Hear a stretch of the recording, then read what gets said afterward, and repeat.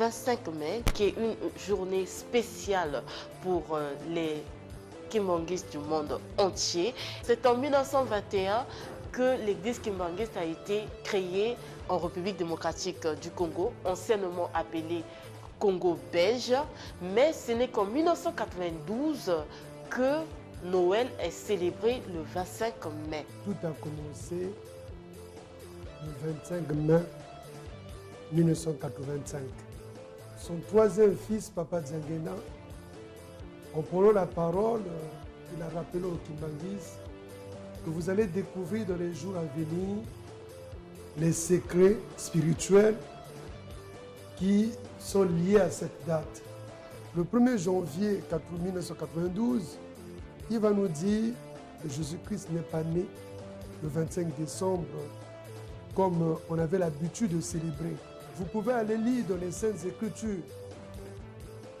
Si vous partez dans Luc 1, 26, vous allez voir que il est bien dit au 6e mois.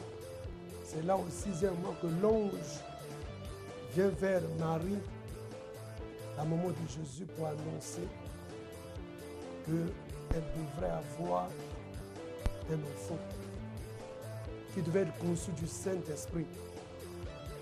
Et toujours dans Luc 1, 39, et quand Marie va aller vers Élisabeth, et c'est là que Élisabeth va sentir qu'elle était réellement enceinte.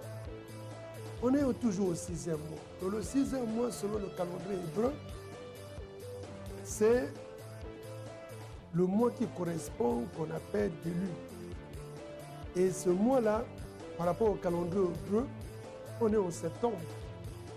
Alors, dit que Jésus serait né en décembre, il serait un enfant prématuré. Et c'est difficile qu'un enfant qui est conçu en septembre soit né, disons, 3-4 mois après, ce qui n'est pas possible. Ce que je vous dis là, le père Clément Alexandrie en Égypte a dit la même chose. Selon les calculs, il n'est pas kimbanguiste, que Jésus devait être né le 25 Pachon. Alors les 25 Pachon, ça correspond au 25 mai. Nous comprenons que la révélation de Papa Diangena Poutima Joseph de dire que Jésus n'est pas né le 25 décembre, il avait une autre date. Mais il fallait attendre 8 ans après sa date d'anniversaire, le 25 mai 2000, qu'il va créer Noël. Il va dire à tous les kimbanguistes du monde entier d'aller partout, propager, véhiculer, vulgariser cette nouvelle à travers le monde. Et Jésus est né le 25 mai. Et c'est lui-même, Papa Dialungana Kiangani Salomo, qui est Jésus-Christ. Ce n'est pas un fruit de hasard, parce que vous devez savoir que les chansons, quand vous écoutez des chansons kimbanguistes, ce ne sont pas des chansons composées. Ce n'est pas une inspiration du genre, vous restez un peu calme et vous commencez à réfléchir à une chanson comme font les musiciens qui sont dans le monde profane. Non. Chez les kimbanguistes, ces personnes, les appellent les inspirés. C'est parfois, en dormant, vous êtes dans une petite, un petit sommeil, vous êtes en train de somnoler et vous entendez les gens qui vous chantent. Et parfois, au même moment que vous êtes en train de les entendre, vous voyez des anges qui chantent et après, ça se fait en quelques centièmes je ne sais pas, c'est même pas des minutes, ce n'est même pas des secondes. Et ce sont les fruits de l'esprit. Mais ce qui est difficile à expliquer, c'est que la chanson-là arrive. Vous mémorisez directement ça.